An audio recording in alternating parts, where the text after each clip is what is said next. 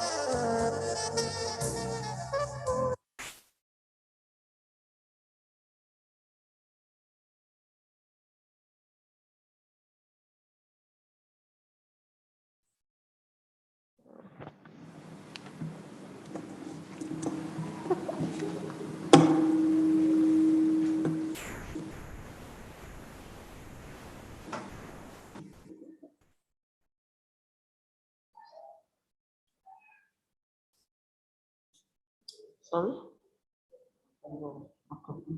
Good morning, everyone, and welcome to this occasion this morning. My name is Chinedum Oluwadamilola. I'm going to be your moderator for this occasion. Today is a very special day. It is the convocation lecture of Corona College of Education, a college of education that has been set up to raise a new breed of teachers. It also doubles as a second public lecture. In April this year, April 2021, we had a good start to the public lecture series of the Corona College of Education, given by no other than Professor Peter Kebukola. So this morning, we're having a convocation lecture that doubles also as a public lecture.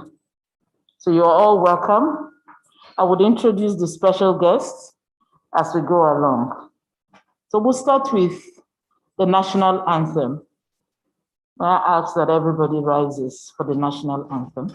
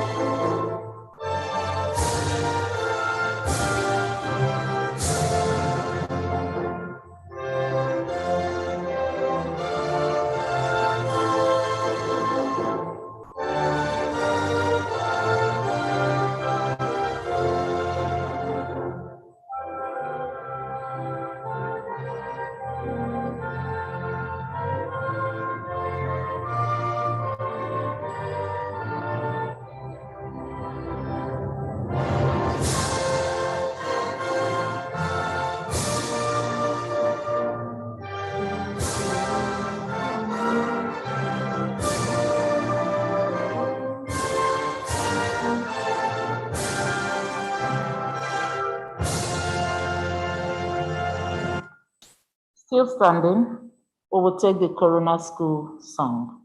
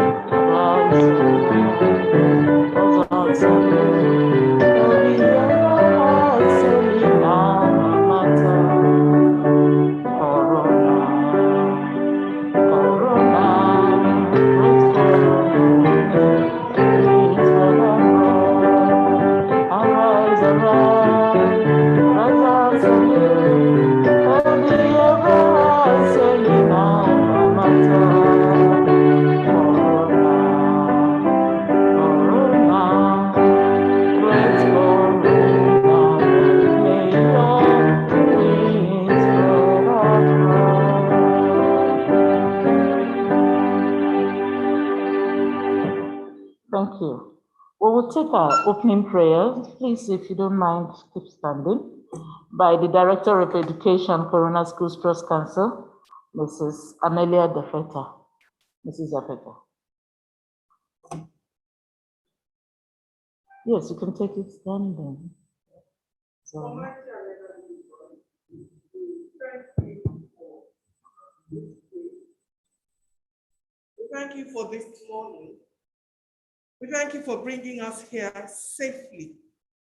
We thank you, Almighty God, for this convocation lecture and the convocation which will take place tomorrow.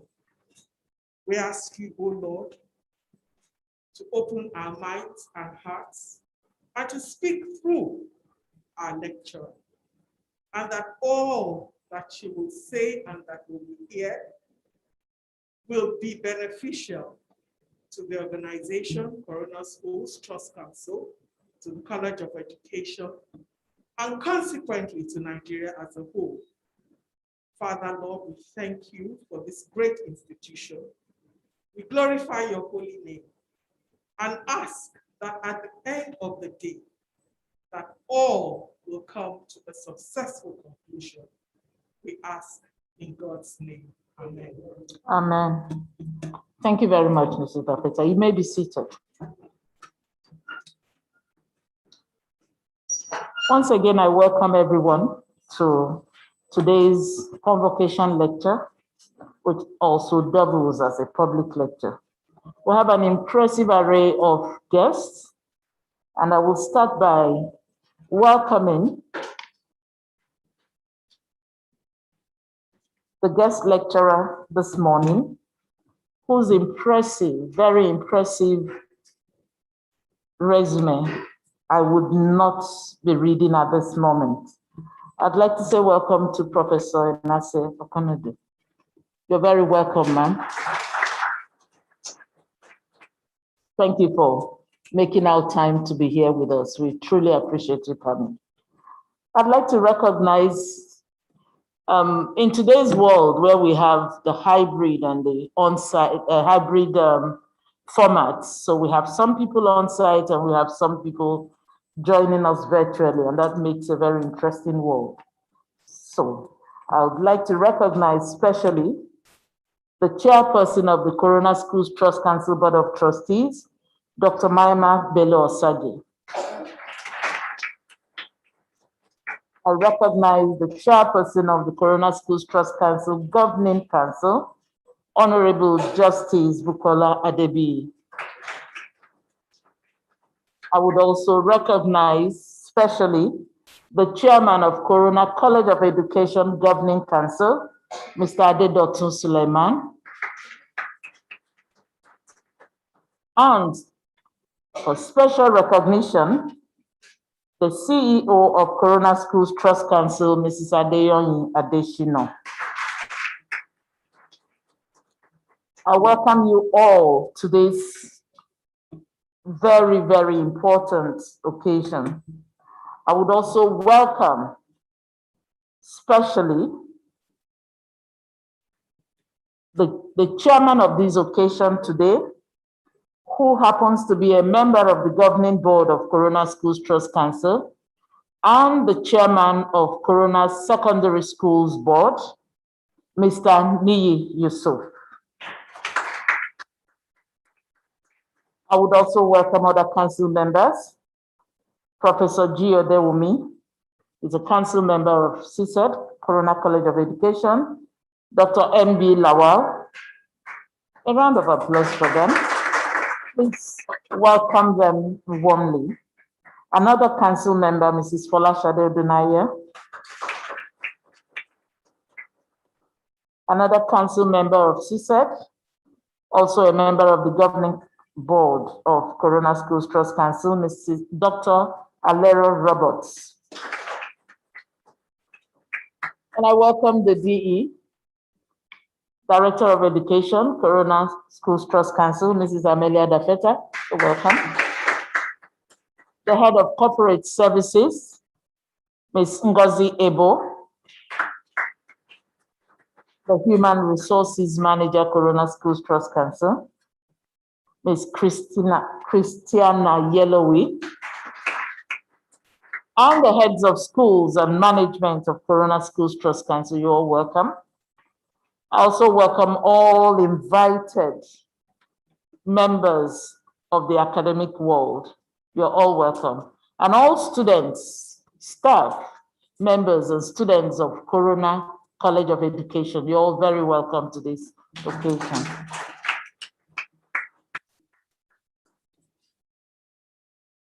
I'll now call on our dear Provost, Corona College of Education, Dr. Olajumoke Mekiliwa, for her opening address.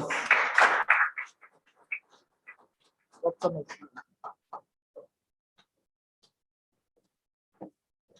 Thank you very much.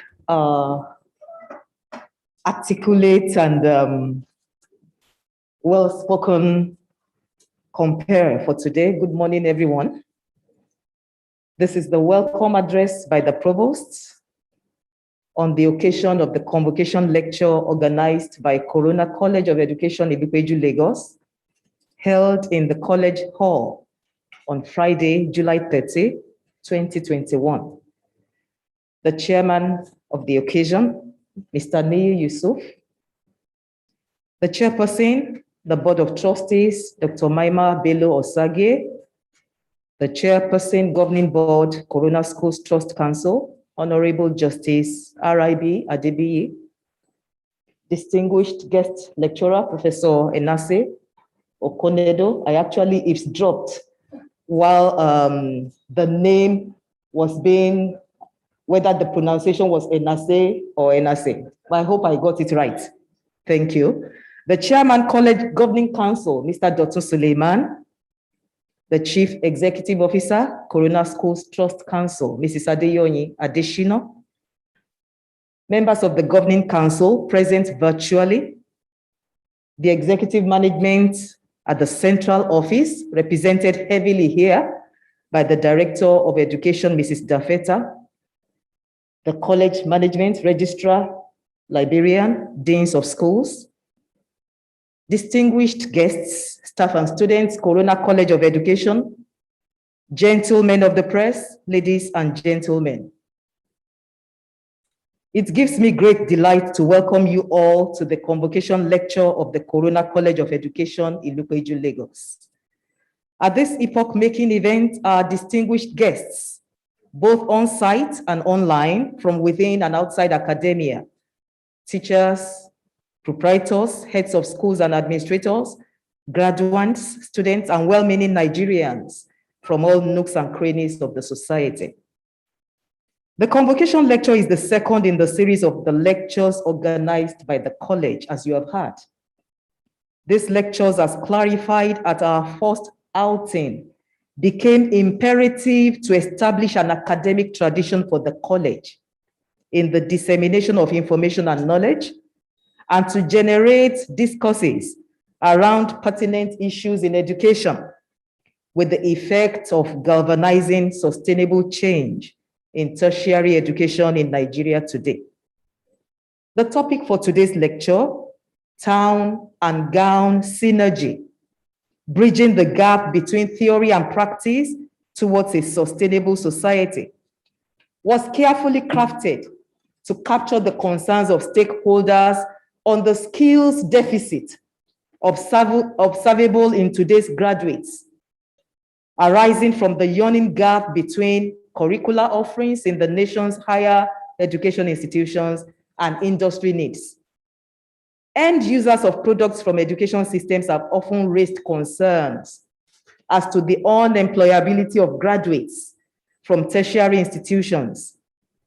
This reveals the disparity between what is taught in the curriculum and what is needed, the skills that are needed outside there. Questions are often raised as to the deficiencies of students in soft skills, key competencies, and other practical life skills that are needed by employers of labor. The question is, why so? Where are we getting it wrong? Are today's curricula outdated? Are these assumptions even real? These are the questions the college desires addressed as we release a new batch of freshly minted teachers and graduates to join the nation's workforce. My expectation is that today's lecture with today's graduates in attendance will indeed address this concern and lead to pedagogical shifts and a closer synergy between town. Town refers to the society outside there, the employers of labor, and gown. Gown refers to institutions of learning for the overall development of our dear nation. At today's lecture, ladies and gentlemen, town is indeed meeting with gown. Today's guest lecturer, Professor Enase Okonedo, is a thoroughbred academic who over the past decades has invested in teaching and learning, especially at the postgraduate level. The chairman of today's ceremony has also been thoughtfully chosen as one from the town, that's Mr. Niyi Yusuf, representing the employer of labor, the other side of the divide. We look forward to his perspectives on the issues raised in the lecture topic, suggesting to us what employers of labor actually look forward to. What do they want in today's graduates? And then we look forward to Professor Konedo answering some of these questions for us. Today's lecture will be a slight difference, as we will be leaving room for interactions, reactions, and responses from guests and students participating both online and on-site at this ceremony.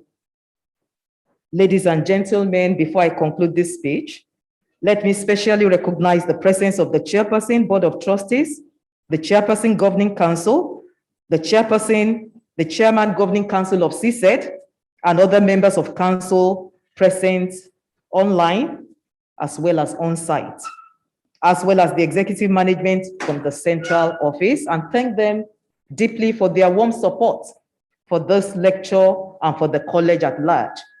And to members of the ceremonies committee headed by Mr. Okweolu, I say a huge well done.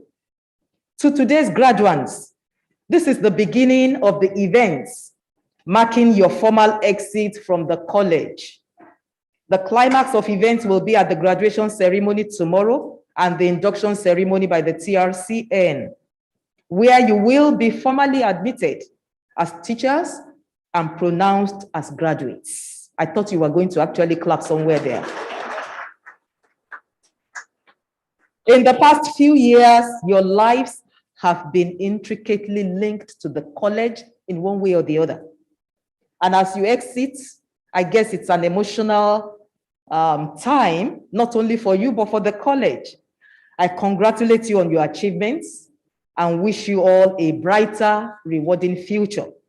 To all participants, I welcome you all and wish you fruitful deliberations. Happy listening and God bless you.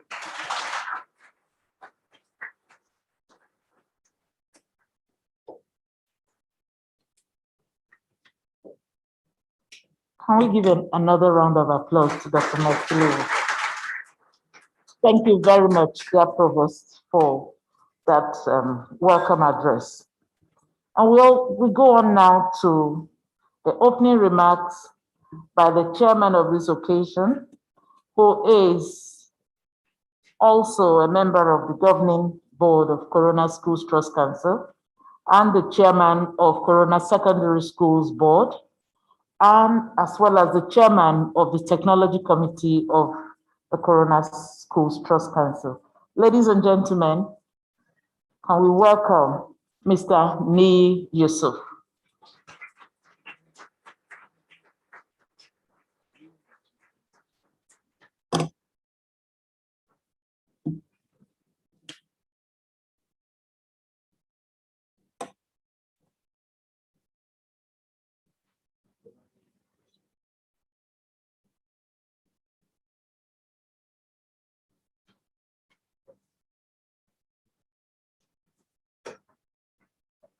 Mr. Yusuf will be speaking to us virtually.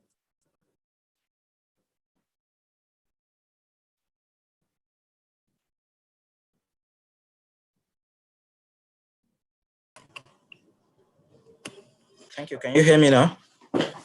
I was struggling to. Very well. Okay. I was struggling to unmute myself. Good morning, everyone. To the governing board, members of the Board of Trustees of Corona School Trust Council, and all invited guests, gentlemen and ladies of the press, the provost, Dr. Olajumoke Mekiluwa, I'd like to thank you especially for this invitation and the opportunity.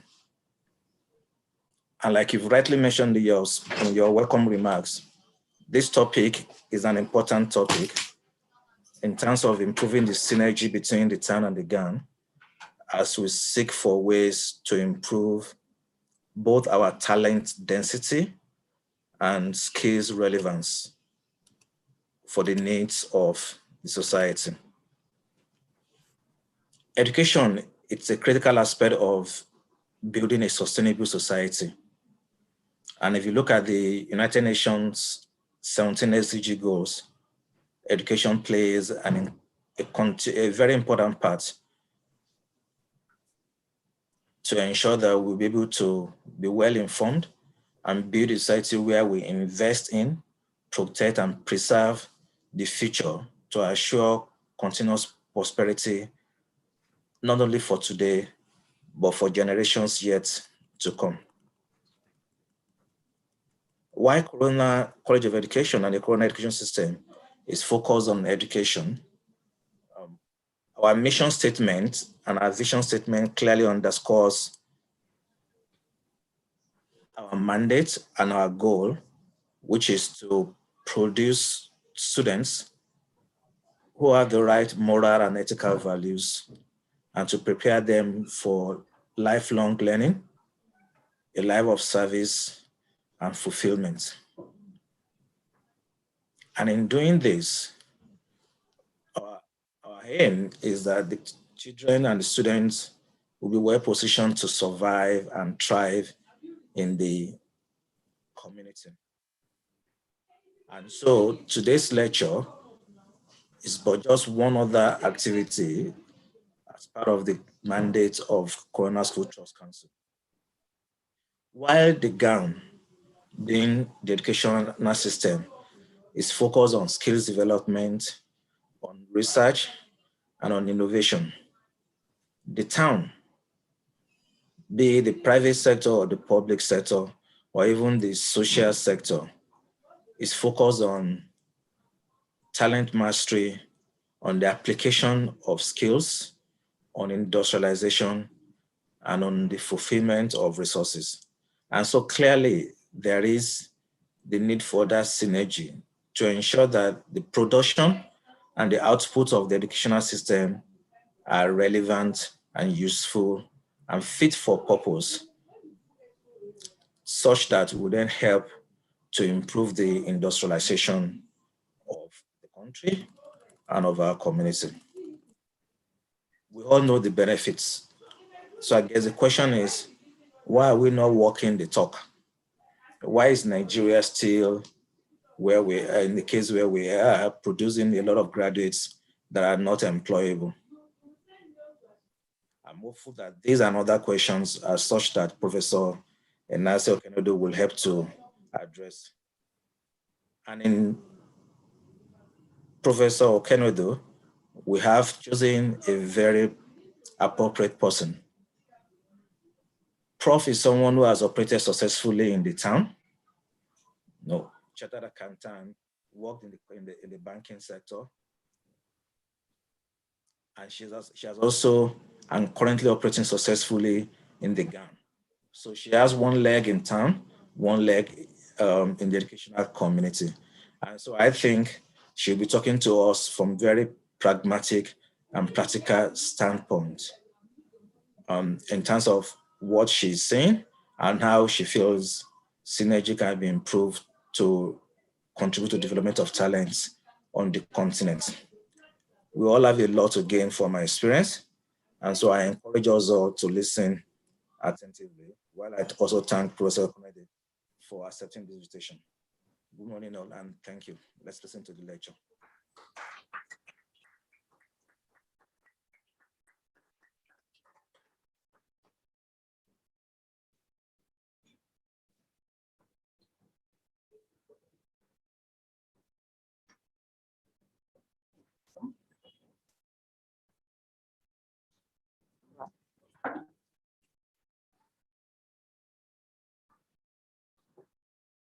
Thank you very much, Mr.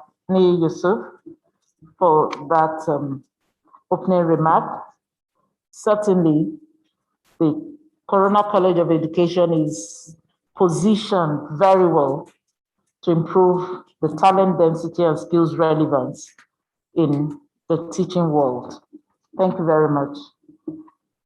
Before we go on, I would like to recognize the presence of the immediate past chairman of the Corona Schools Trust Council Board of Trustees, and also a one-time chairman of the Governing Council, Professor Muriel Oyediro. You're welcome, ma.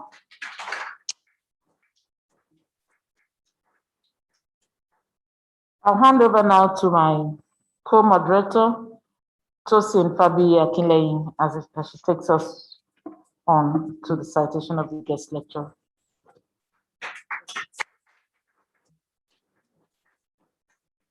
Good morning, ladies and gentlemen. Still standing on all protocol.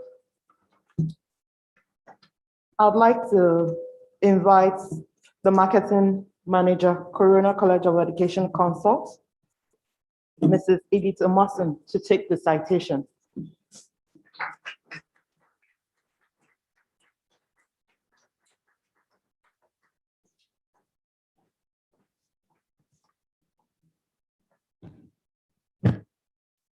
Good morning, ladies and gentlemen.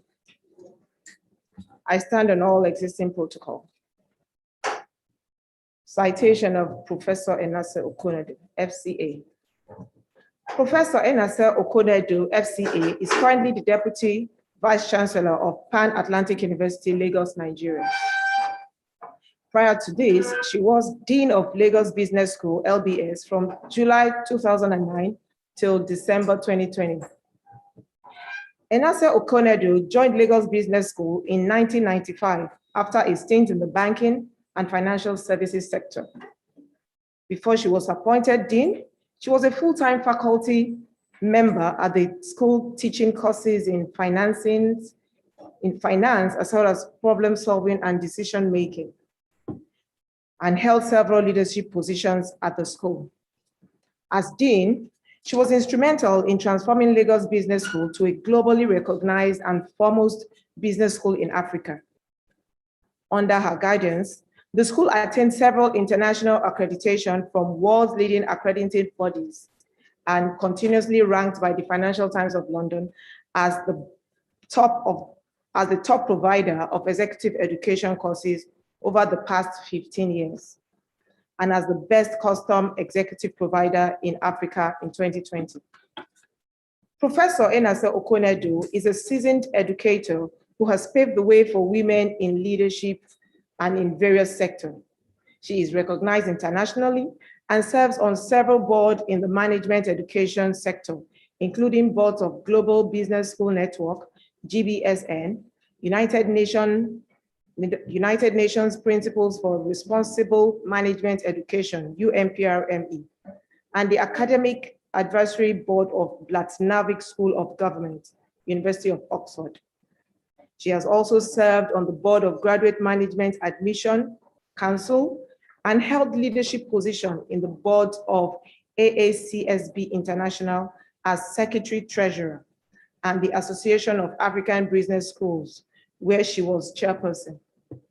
She also serves on boards in the banking, telecoms, and power sector, and is the president of AIFA Reading Society, a society committed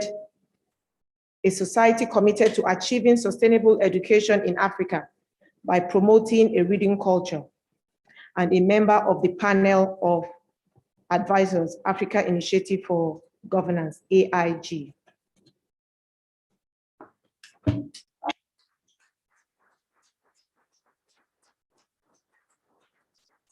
Professor Enase Okonedu, a fellow of the Institute of Chartered Accountants of Nigeria, FCA, received her doctorate from International School of Management, ISM Paris, France, her MBA from IESE Business School, University of Navarre, Spain, and her bachelor's in accounting from the University of Benin.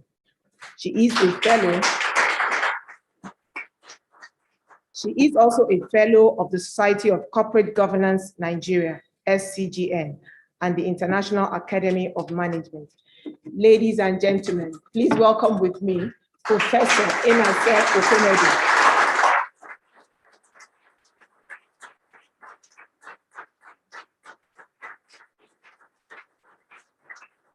Thank you very much. Thank you. You may be seated. Thank you. Permit me to stand on the protocols already observed.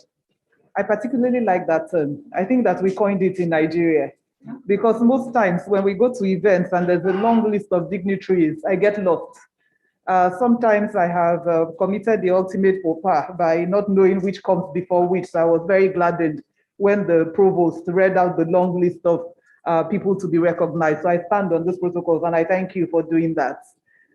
So it gives me very great pleasure to be here delivering the convocation lecture for the Corona College of Education, which I understand to be the second convocation lecture. So it is indeed a privilege and an honor to be invited to give this lecture.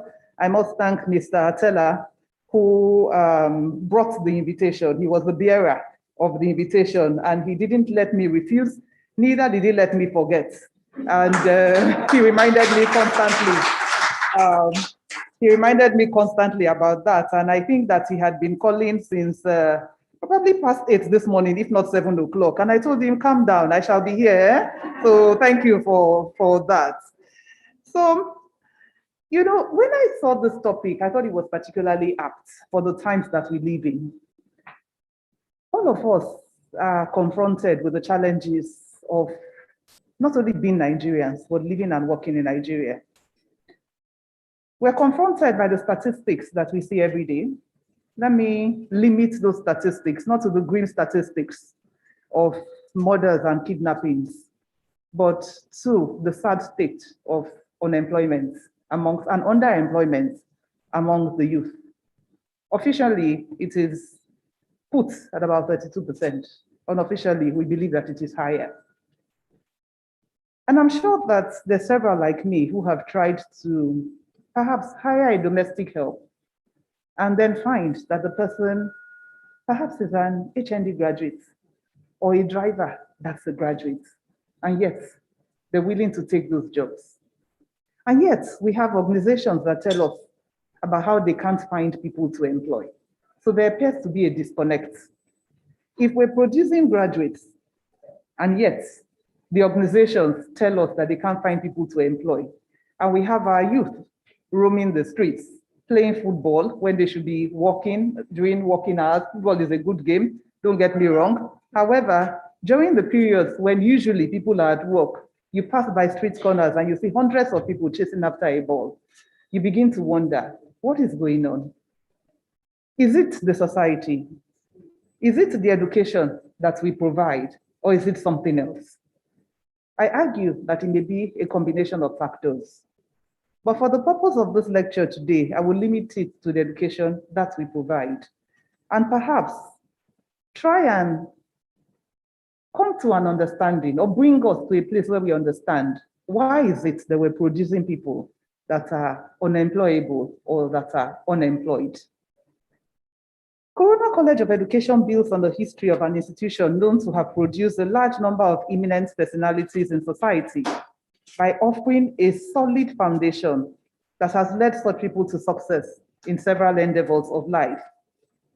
Nevertheless, in a country that has the highest proportion of out-of-school children in the world, and where the attrition rate between primary and secondary, secondary to tertiary, and to successful completion is alarming, we begin to wonder, is what we're doing here just a drop in the ocean, or does it matter?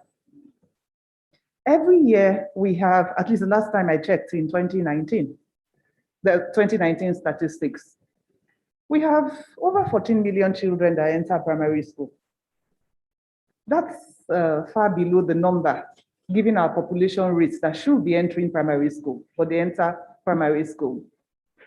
By the time they're taking their secondary exams to go to, their first school leaving exams to go to secondary, we've lost a large proportion of those. So we end up with a region of about 7 million, more or less, that take that. By the time those ones enter into secondary and they're getting to university entrance exams, the number that take university entrance exams, the UTME exams, are in the region of 1.7. So of the proportion that made it from primary to secondary, we've lost some. And then the ones that aspire or are privileged or have completed secondary and aspire to go to universities, we have another roughly 1.7, roughly. And then of those 1.7 that apply to go to universities, our carrying capacity combined is about 600 to 700,000. Do you ever sit down and wonder what happens to all those ones that we lose along the way? More than that, the ones that eventually make it to university, how many of these ones complete? Then when they complete, how many of these ones are deemed employable by graduates? You begin to get a sense of the problem that confounds us as a nation. With the highest youth proportion in Africa, by 2050, we'll have the largest proportion. 1 in every 8 will be a Nigerian. Who's going to lead us? And this is not to say that it is only university graduates that can lead us. Nevertheless, we know that there is an advantage because of various things that they offer. So it is alarming. We have also seen poor outcomes of school leavers. We rates of pass at the secondary school examinations getting lower or worrisome. It was therefore with great delight that I learned about the establishment of the Corona College of Education several years ago. Some officers approached me, one of whom happened to be an old schoolmate of mine, visited at the Lagos Business School and told me about this coming up, and I was quite gladdened. The reason being that as somebody who had worked in industry and had come into a university, and at first it wasn't a university, it was just a business school. And at a business school, we took in people who had graduated, some of them very good rates, first class 2-1, and then we attempt to teach them. Our mission is to turn this into effective managers. And a number of things confronted me when I became the MBA director at the school. The first was really about the numbers who applied and couldn't get in. The second was of those who got in and were challenged in terms of writing, yet had graduated and had passed. And I started to wonder what's going on. But I think for me, the most telling was about what it is that I feel that our educational system had done. And I myself am a product of this educational system. Primary, secondary, university. But I didn't realize how little I learned. I did BSc accounting, I passed very well. And then I attempted ICANN exams, the professional exams. And my first attempt, I failed completely. And I was wondering, but I graduated with a CGPA of this. How can I fail this exam? And I realized that even though I had passed and passed very well, the application of that knowledge was lost. And I began to think, why is that? And I began to question at that time what I had been taught in school for the 4 years that I had spent on this degree program. Nevertheless, I did finally succeed in passing ICANN. And then I went on to work in the bank for several years. And then I got restless and I was looking for something a bit more cerebral, a bit more interesting and exciting. And I found myself in the business school. After I joined the business school, I decided to go for an MBA degree. By the way, I embarked on the MBA degree probably 10 years after I graduated. And for the first time in my life, I thought that was when I was learning, because it was a completely different ballgame, an eye-opener. Why did I feel that way?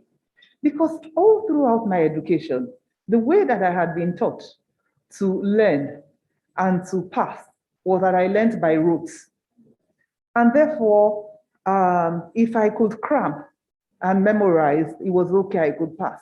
It was the reason why I veered towards the sciences, because I felt that the capacity of my brain was limited when it came to the arts. I couldn't cram so much history or literature, or all those sort of things. But with science and logic, I could follow the logic and I could pass. And I felt that I had been limited when I got to business school in terms of my ability to think and to think creatively. And I started to ask myself, how are we teaching people? Now, confronted 10 years after that with people coming into school, I saw that they were in the same situation as I was. Coming in and having their eyes open to the reality. And yet these are people who had been running businesses sometimes or working in organizations as managers and so, and yet only just learning how to think, pardon that, because it's a generalization, by the time they got to business school, 10, 15 years into their career. And I started to wonder, what's going on? And then I thought perhaps that may be the solution to, or well, maybe I have come to a realization that may help us in trying to meet the needs of employers. Because if somebody has gone into employment and has spent 10, 15 years, but then it's only when they arrive that they think, my goodness, so this is how we should approach problems. This is how, then it means that they have not been giving their best to do. So no wonder that the organizations, corporate organizations tell us that they cannot find the people to employ. So that's on one side. On the other side, I have seen and heard from colleagues, dare I say, there are numerous stories, dare I say horror stories sometimes, of encounters with teachers, which indicated some ill preparedness for the roles that we are entrusted with. And I'm a teacher. My parents were teachers at some stage in their lives. So I come from a family of teachers for which they occupy. You know, at the business school, one of the things that we do is that we say to everybody who comes to the business school on either a graduate program or an executive program that they must take on the social responsibility project, either as a class to do something, and I will come to that later when I talk about the synergy between town and gown, you know, something that can benefit the society. So we have people that have taken on a lot of projects in the educational space. Sometimes they go, some classes choose to go to schools and equip the schools. Some do things in healthcare, you know, borehole, they do a lot of things. But one example struck me.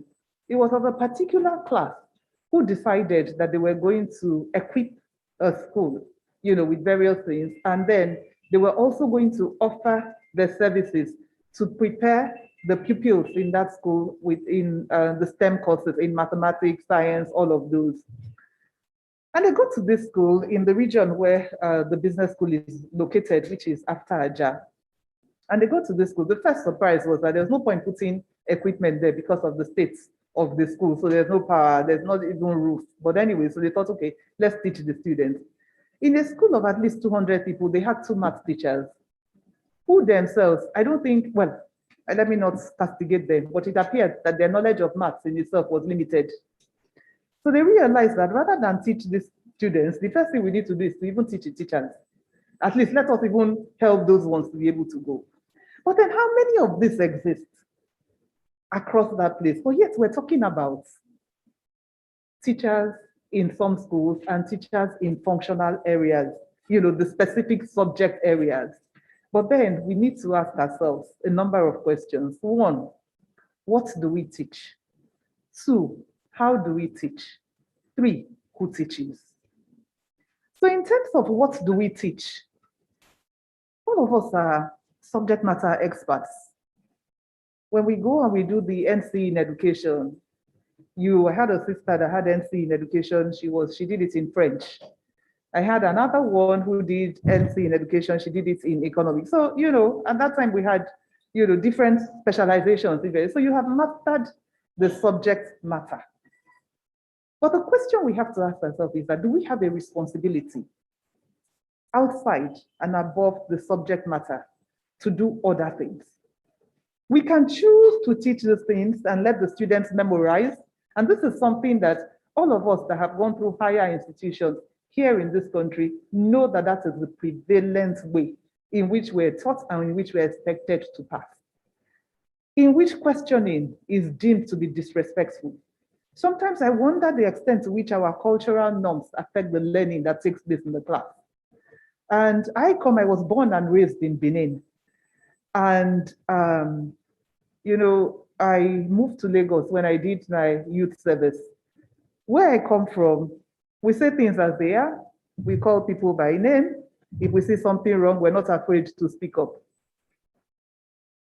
And then I found my first encounter on a job at NYSC.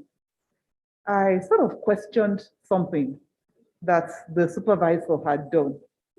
And it was then that all my offenses were brought to the fore. Not only the fact that I was calling him by name, but who dare, you know, in my place, I don't know how to, you know, there's some expressions that it's only when you say it in pidgin that it has meaning, because we can't, you know, It's like who born monkey to be able to come and challenge something. Because I later got to find out that questioning something in some parts of our culture is deemed disrespectful. Yet we're trying to educate children who are supposed to have a questioning mind and not accept things. How do we overcome this cultural norms? How do we break down these things in the classroom? How do we make the people understand that it is okay without being disrespectful? How do we ourselves take such questioning as not disrespectful, but see it for what it is, the inquisitive and curious mind that is looking for a different way to address the problem?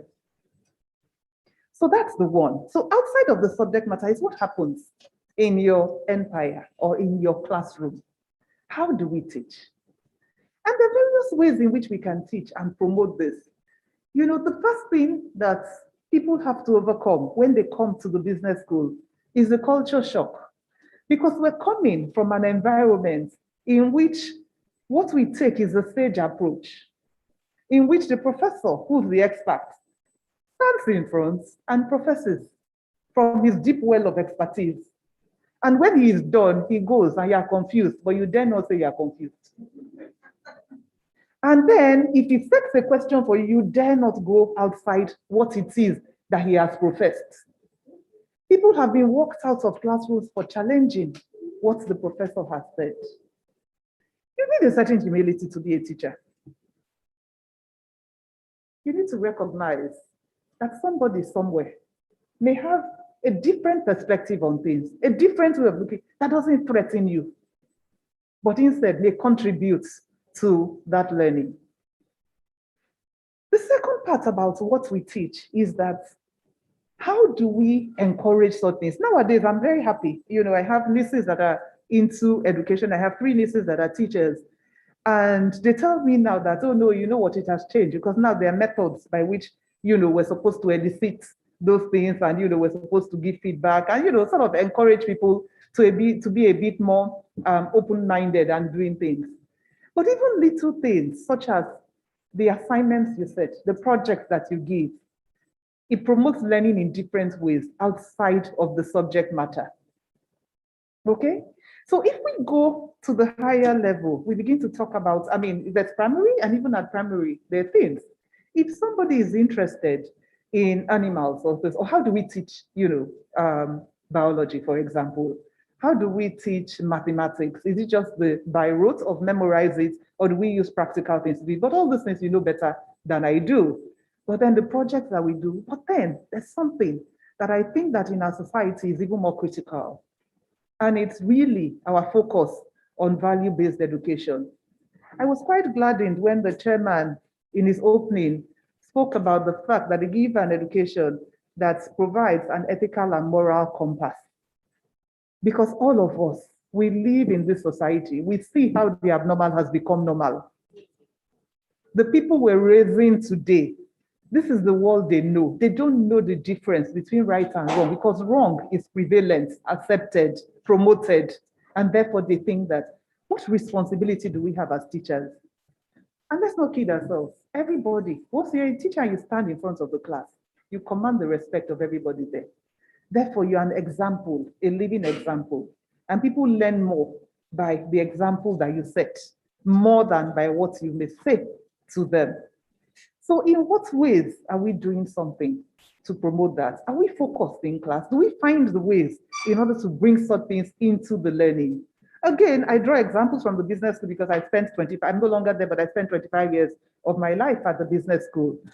And, you know, we have a strong emphasis on business ethics. And, you know, when people come, assuming we're taking a class on marketing or we're taking a class on, you know, what, finance, we do have ethics as a subject, but we try and infuse that. We take a multidisciplinary approach, infuse it across all courses. But then people question, sometimes we hear things that, oh no, it's not the real world. You know, people don't operate in the real world. I say, how real can it be? I run a business in Lagos, employing Lagosians, you know, assailed by all the problems that all of us face. That is one. The second is that people think, let's put that, we know how to compartmentalize things. Let's box that and keep it somewhere. Maybe that's good for church or for mosque, but it's not good for, you know, business, or it's not good for things. How do we live that? Because we have a responsibility to develop the leaders of tomorrow. I like to quote Theodore Roosevelt. He was the 32nd president of United States of America, 2 times governor of New York. And he says, if we educate a person in knowledge, but not in morals, we have created a menace to society. Because really what you've just done is that you've created a very sophisticated criminal. Because he has the knowledge to be able to, all these things that we see every day, the Yahoo boys, all those sort of things there. They've got the knowledge, but without the morals, we just created a society full of criminals. So therefore, that is about the what that we teach and the how that we teach it. I digress a bit because today I'm tasked with discussing the topic town and gown synergy, bridging the gap between theory and practice towards a sustainable society. And I thought that I would just I started to question and look for how this divide even started. After all, what is the purpose of education? Isn't it to better society in every way? So how did we come to put education to one side, put society on another side? And I thought, let me research a bit and find out. And what I found out was that in the Middle Ages, students studying at European universities, they adopted the practice of wearing long black gowns. In part, that was to protect them from the heat, because in those days, centuries ago, the buildings were unheated. So this was to provide them. But then, pretty soon, it became a social symbol, because when you were studying, you didn't do manual work. So it became a social symbol. And these distinctive gowns, the long black gowns, effectively distinguish students at academic institutions from the rest of the townspeople, giving rise to the phrase town and gown. In modern times, town and gown has often been used to reference the unfortunate tensions that can arise between college students and the surrounding community when there is a perceived gap, not only in the application of the knowledge, but also in values and culture. Those people, they read too much, they don't understand what is going on there. You hear those type of things, yet we're educating people. But we need to ask ourselves, why is this and what can we do about it? Do we have a responsibility to change things? Or are we comfortable with maintaining the status quo of each one on a separate track? This town and gown divide is not a new issue for all of us that are tasked, either with governance in higher education institutions or even as employers of labor. We wonder, but even if we study the relationship between higher institutions and society, even here in Nigeria, I think I could describe it as fractious. There's always one fight, one conflict, is either, it's always fraught with tension at worst, at best, cordial, but each one on his own lane. Day your day, I day my day, you be here, you are here, In Nigeria, we have seen tensions, ASU and governments, NASU and ASU, students versus the governance authorities in the university, all these type of things. We need to ask ourselves why. And again, in trying to answer the question as an academic, trying to answer the question why, I thought, okay, so it was that they were wearing the gown, it became town and gown. But then I also thought that sometimes maybe the geographical location of universities contributed to that. I don't know about all of us, maybe, when we went to whatever higher institutions we went to, Polytechnic, University, College of Education. But many years ago, and even up until today, they were located out of town. And perhaps today, there's good reason. When we think about the new universities that are coming up now, the law requires that we should have 100 hectares of land. Most times you can't find those in urban centers. So they're located far away.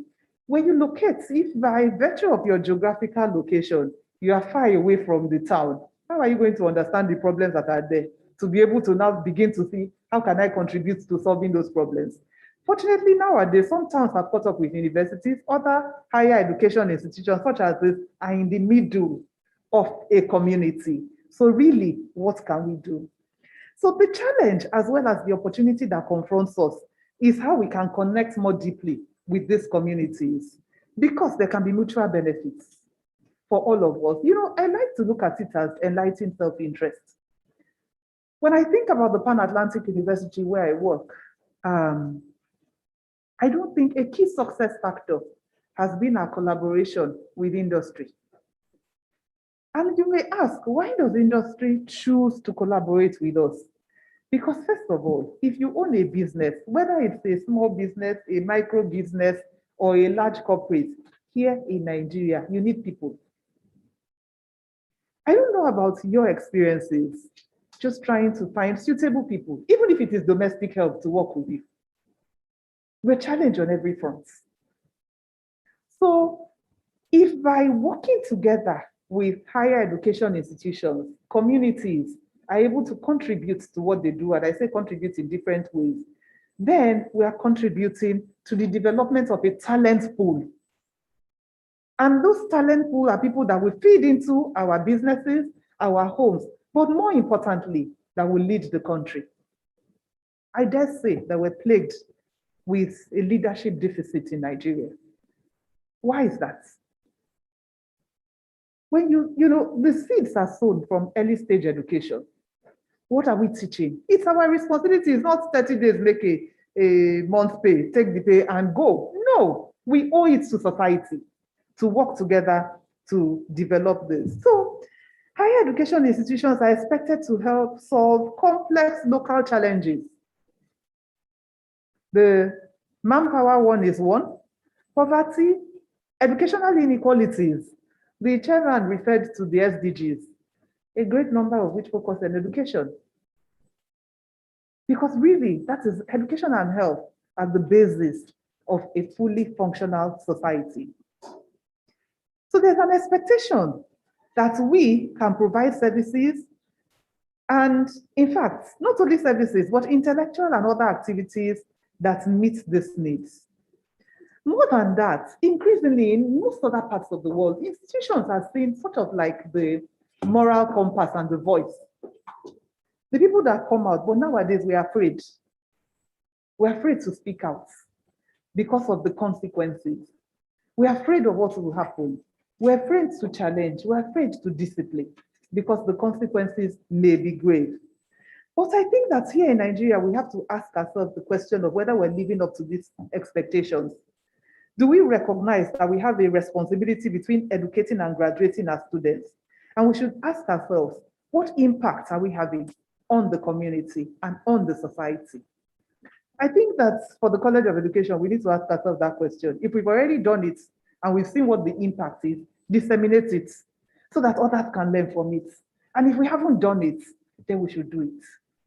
From training teachers over the last few years, what have they gone on to do? What differences have we seen them making? In what way have we contributed to the pool of well-qualified teachers? Everybody in his own sphere. We have to do that. So I've spoken about the what we teach beyond, I take it as a given that you all will be experts, the graduates are all experts in their subject area, but then is that all that you have a responsibility towards? Or should there be more that you infuse? It's the how of learning. When we ask employers what they're looking for, and for many years it's something that we did, and Mr. Yusuf will be cognizant with that. We ask them, what are the skills that you're seeking for? When you said that graduates are not employable, what are the skills that you're seeking? Invariably, 4 things would come up. Communication. Number 1, people who are able to communicate. Problem solving, ability to think about problem solving. Creativity, to question, not to do it because that's the way they've been doing it. People that are able to be creative in thinking and adaptability. Critical skills, especially in our environments in which we have unstable and uncertain operating environments. You want people, but these seeds are sown from early beginnings, and that is our responsibility. How are we teaching people to communicate better? You know, the people who work with me know that you don't send me messages in shorthand with English that gives me a headache. You know, demand it from people. You are contributing to ensuring that people communicate better. They put your, even, you know, instead of saying, okay, they'll put KK. Instead of saying yo, they'll put you are, you know, and at the end of the day, I see it and it's gibberish and I don't understand. But that's the lingo of our youth. They can't write and they can't speak good English because they're used to this language that they understand and they're forcing us to conform to. We must resist that. So communication is critical. Those are the things. So in your own space, you need to ask yourself, how am I promoting the skills of communication, of problem solving? We need to encourage people to have an inquisitive and curious mind, to question, not to accept. There's a difference between questioning and being argumentative, and we need to train people as to the difference between those ones. A curious, inquisitive mind is an asset and an attribute, and a required skill in today's world. Because, you know, the rate at which knowledge is being created at an exponential rate. I tell people that if I go to university today, I studied accounting in university and I graduated in 1986. By 1990, early mid-90s, everything I learned there was different. It's true, there's still debit and credit, but the way we audit, there was no technology then. Technology had now come. You know, knowledge is being created, that things are changing. Therefore, we should be educating people, not really that master this thing for today. Are we educating them for tomorrow? Because the world of business, it is uncertain, it is unpredictable. Today is pandemic that confused everybody. Businesses, schools. We thought, okay, we've learned how, we are learning how to deal with the pandemic. Who knows what it is tomorrow? So if you've taught people, this is how you behave in a pandemic, and then tomorrow, another thing happens, what do? So more than that is that we should be educating people to have this desire for lifelong learning. Have that open-mindedness. We should be able to instill in them the desire, desire that we must learn. We must think creatively about how we go about solving problems. That is the how that we should be doing. In terms of the who teaches, I guess that's why those of us that are graduates here are here, because, and I must commend Corona College of Education and Corona Schools Trust Council for meeting this need and fulfilling this need to ensure that we're qualified teachers. In the axis where I live and operate, beyond Aja, there are hundreds of schools there, of every shape, form, and size. You know, I had always wondered at the emergence of those schools, but the day I was shocked was when we had a janitor that was working with us. And for some reason, he had to leave. And so he left. And a couple of weeks later, he came visiting me. And I said to him, so what are you doing now? How are you keeping body and soul together? I said, you have opened a school. You have opened a school. You are who? You say him and his wife. Do you have students? Yes. How many? As at that time, they said they had 22. I said, people bring in students to your school. Don't they ask you questions? What do you know that you are teaching them? You say, I'm managing. So you can imagine. But then, with the teeming population of Lagos and perhaps the inability to adequately monitor and police and ensure standards, we have a proliferation of those. That's at that level. But even at other levels, we have those as well. You know, so for Corona College of Education to come up with this way in which we're educating people to be able to carry out this responsibility, which is a huge responsibility, I think that it's commendable.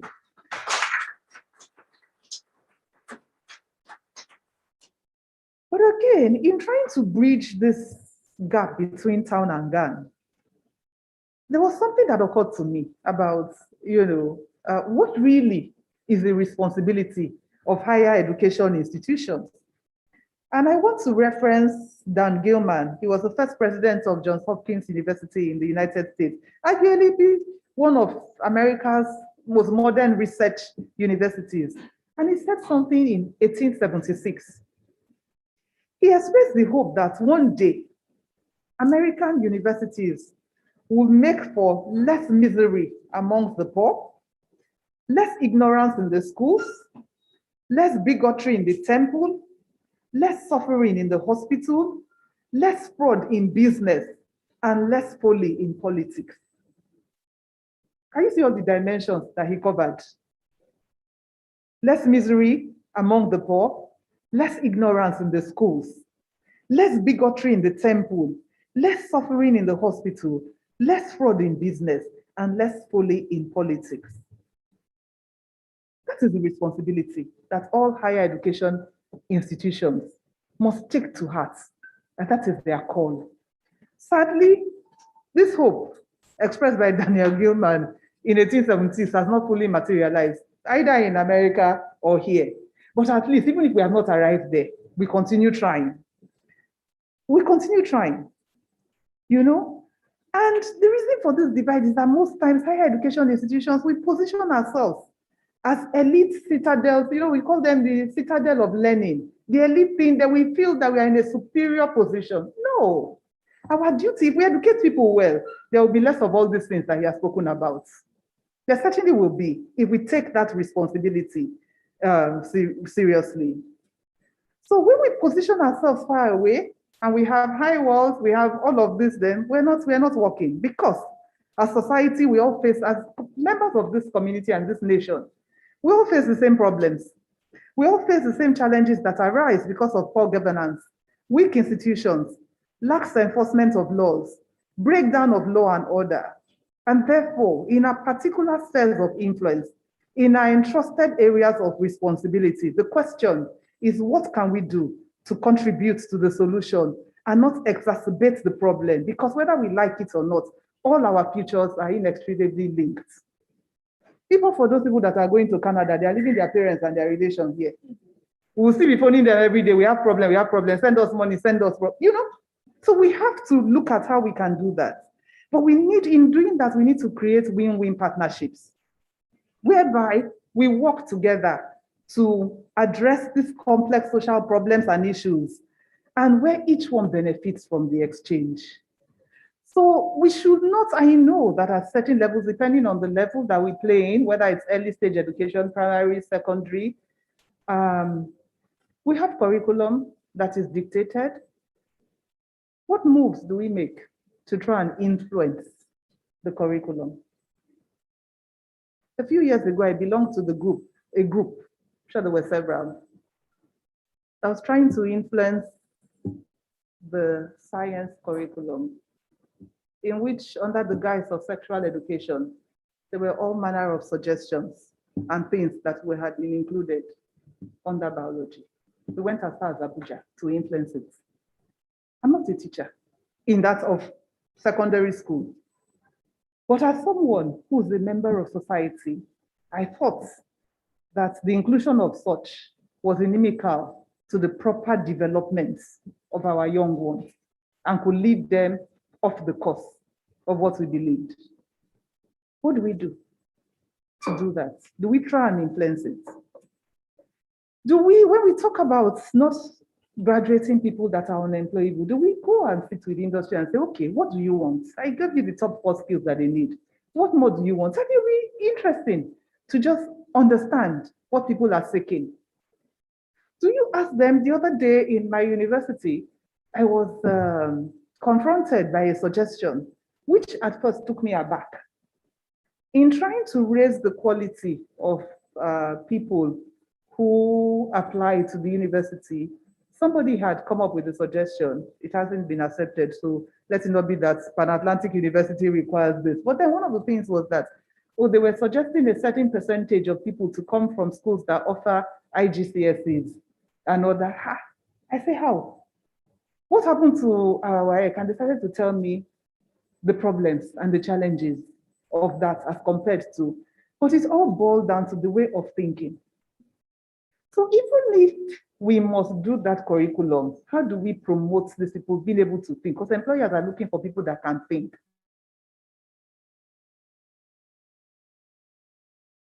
We should be asking ourselves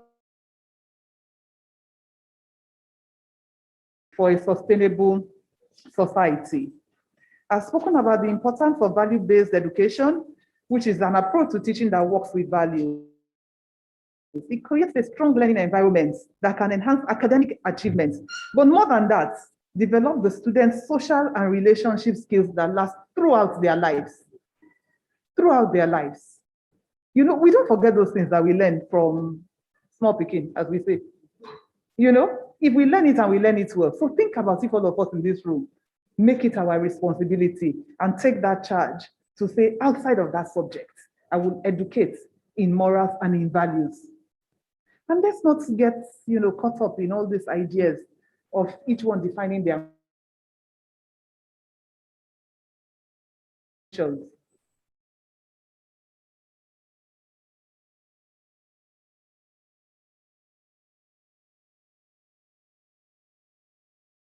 So in mentality, sorry to say, we know what is acceptable and what is not.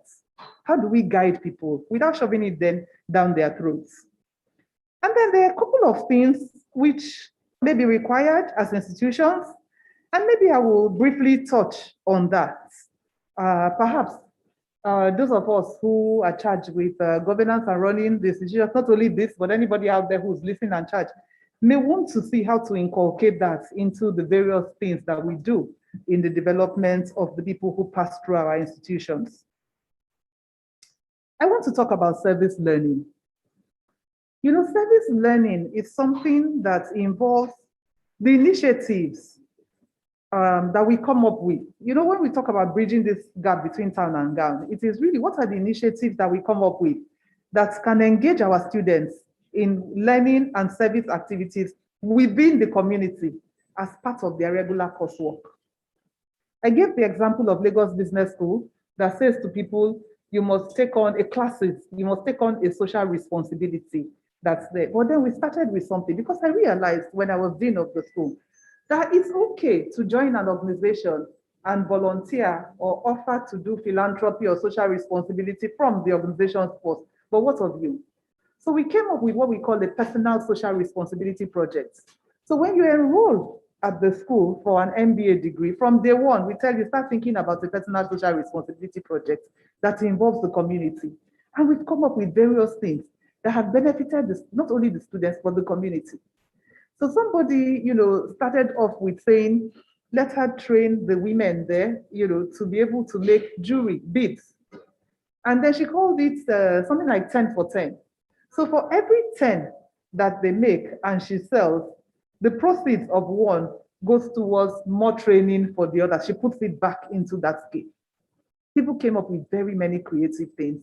That is service learning.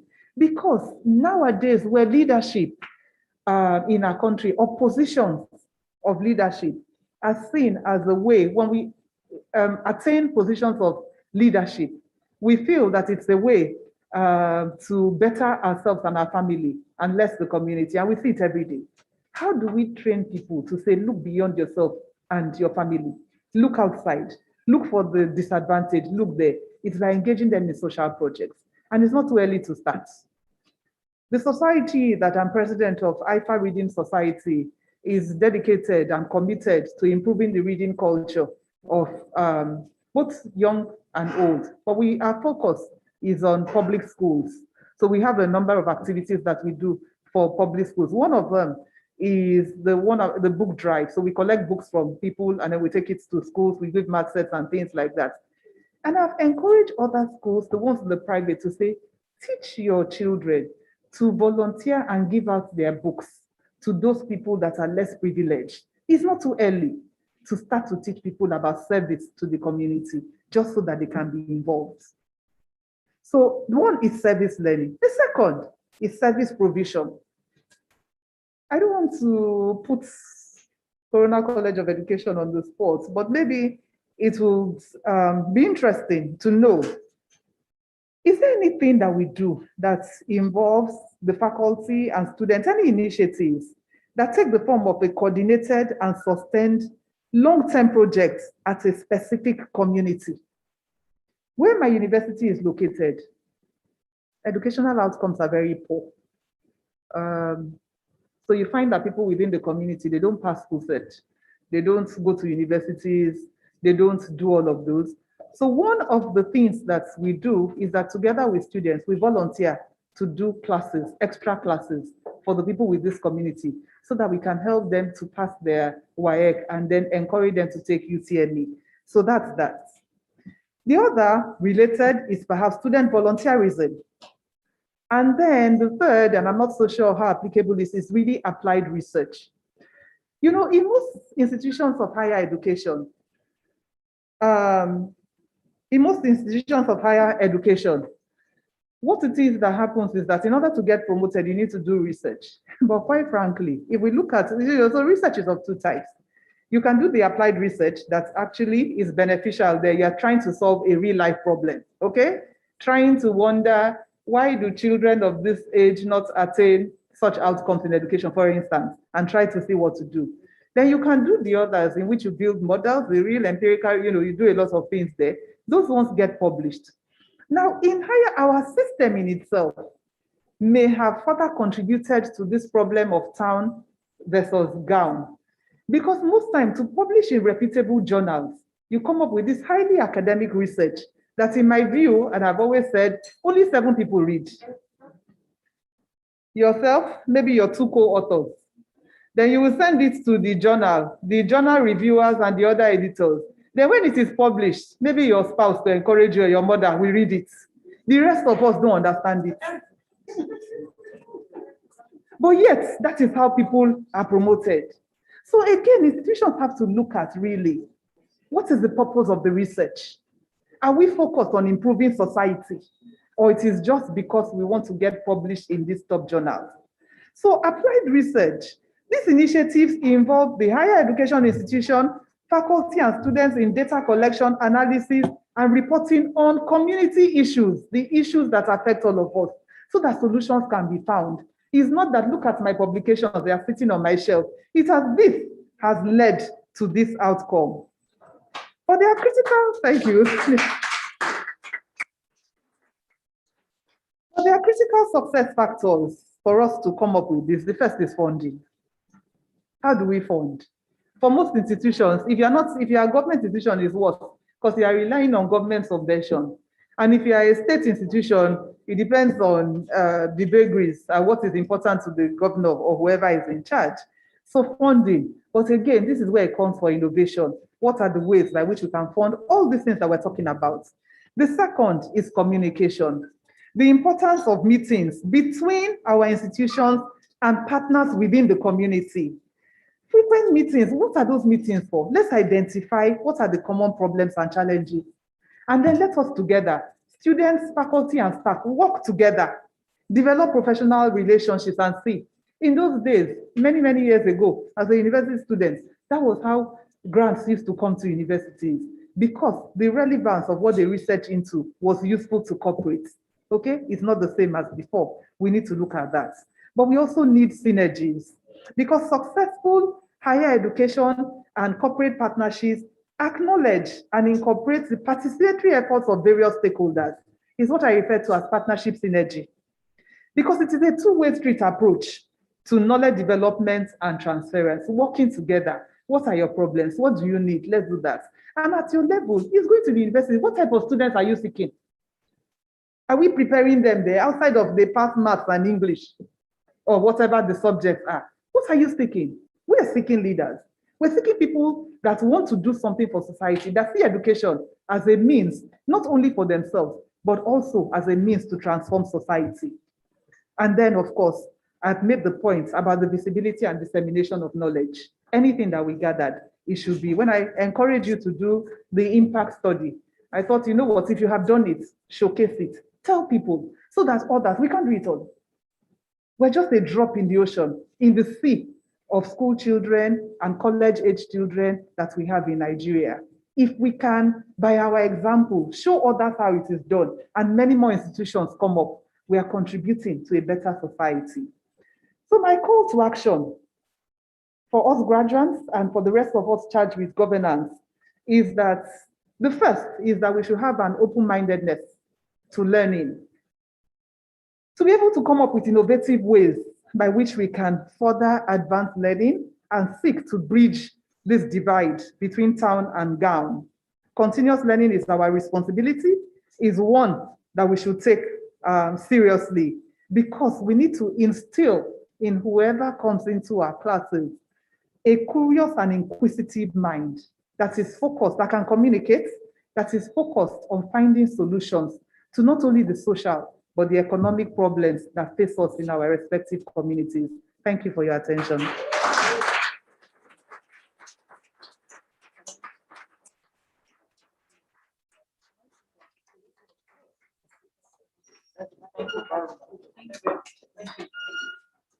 Wow.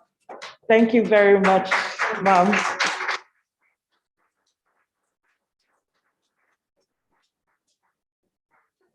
You will all agree with me that this lecture was quite educative, insightful, and thought-provoking.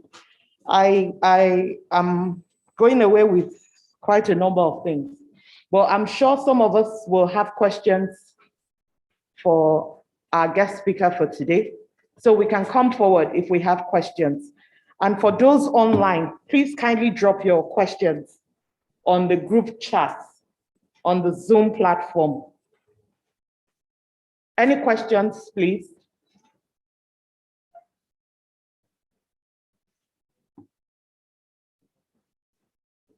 Online, are there questions online? Are there contributions?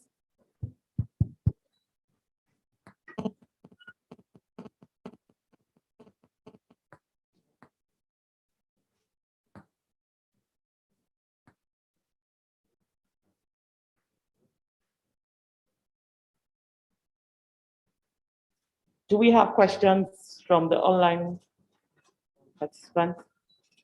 None. Any contributions? Okay, just comment. Oh, okay, commending. Wow. So quite a number of people agree with me, and we would most definitely go away with the charges. They were quite educated. We'll now move on to acknowledging and recognizing the presence of Professor Muriel Oyediro. She's with us online. Ms. Ngozi Ebo, Mr. Ade Dr. Sulaiman, Dr. Lawal, Mr. Adewale Shoremi, and also our immediate past provost, Dr. Martin Obiya. Please, can we give them a round of applause? Dr. A. Adedeji, Dr. Mike Dike, Mr. Jimo Yusuf, Mr. Ibiyemi Ezekiel, Mr. Otu Aye Somiton, Mr. Ogunwole, Mrs. Odunlami, Mrs. Igbenoba, Dr. O. Olamipekun, Dr. Ekwerike, sorry, hope I got that. Mr. Jesubami Kole, would like to appreciate your presence online. So next on the agenda, we would like to have the chairman LOC, who is the Dean, Student Affairs, Mr. Okpeolu Teller, to give his closing remarks.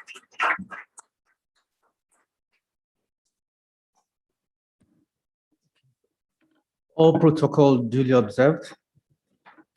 So thank you for participating in the second convocation lecture of the Corona College of Education. It has been very insightful, engaging, and stimulating. Almost every sector is represented here, those from the government, industries, the academia, and lots more. Our minds have been exposed to ideas, information, statistics, interpretations, and visions. Thanks to the erudite Professor Enase Okunedo, there is indeed plenty to reflect on. The lecture has brought to light our individual and collective responsibilities towards meeting the global educational challenges facing us. As we have learned what to do in order to improve the educational industry in Nigeria at large, the challenge remains that of deliverability through research and fit of graduates for purpose. Some of the main points are quality of our graduates, application of knowledge in the industry sector, that is the town, It has been emphasized that curriculum and pedagogy should be reviewed. It has also come through strongly in our discussions here, however, that overcoming these challenges, it is equally important as satisfying the following: what to teach, who we teach, how we teach, do we teach morals, values, and culture? Location of higher institution can also create synergy.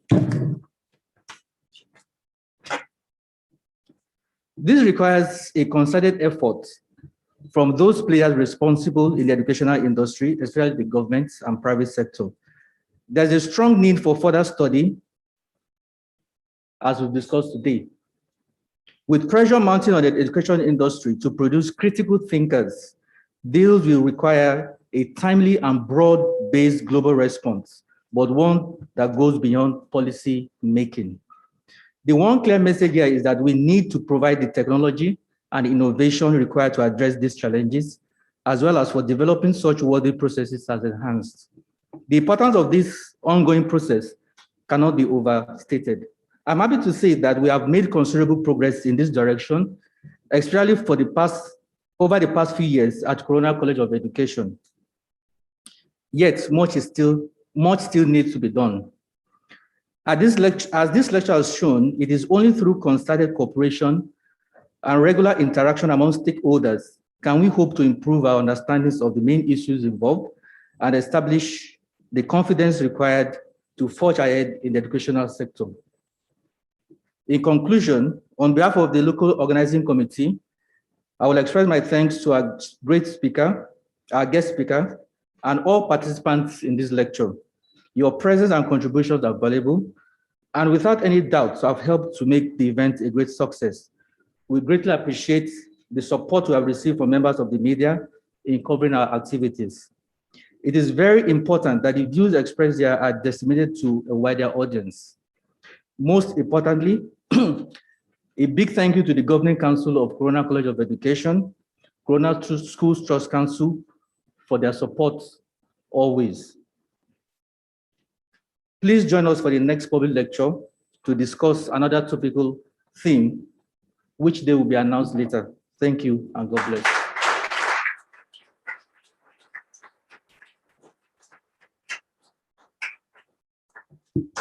Thank you very much, Mr. Okweolutela. Before we move on, we have a quick question for you, Ma, from one of our online participants, and I read this. I have worked in a school that insisted that we are not hired to teach morals, but to impact knowledge. According to him, I presume the school owner, according to him, a teacher has no right to ask a child to greet. How do we handle this?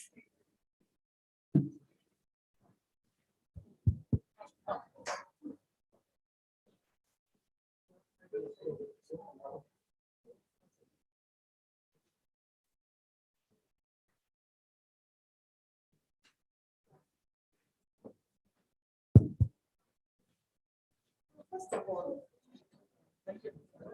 No.